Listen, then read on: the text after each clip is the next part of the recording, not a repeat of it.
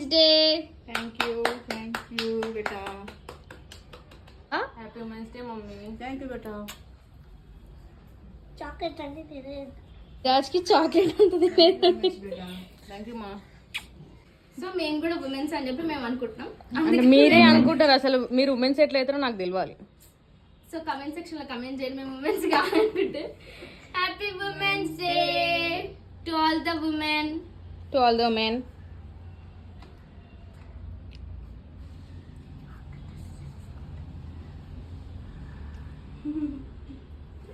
Happy women's day అమ్మా. Thank you Monica. ఇప్పుడైనా చెప్పినట్టు మోనికా జరా డైలాగ్ మాత్రం మారలేదు. ఏంది అంత happy women's day. Mummy daddy చెప్పిన ఇంకా